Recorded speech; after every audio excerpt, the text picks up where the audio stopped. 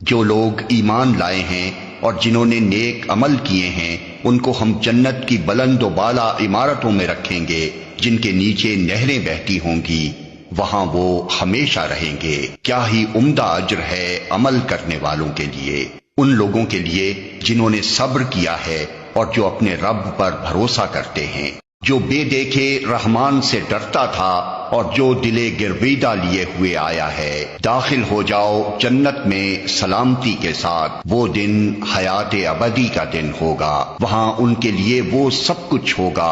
جو وہ چاہیں گے، اور ہمارے پاس اس سے زیادہ بھی بہت کچھ ان کے لیے ہے۔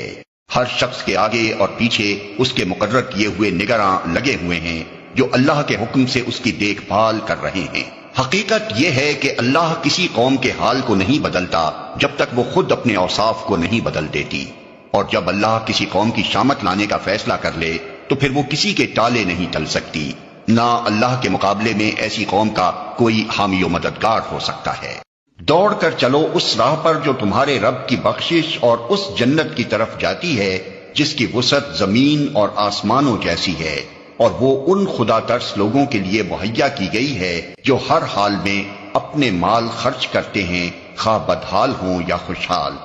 جو غصے کو پی جاتے ہیں اور دوسروں کے قصور معاف کر دیتے ہیں۔ ایسے نیک لوگ اللہ کو بہت پسند ہیں۔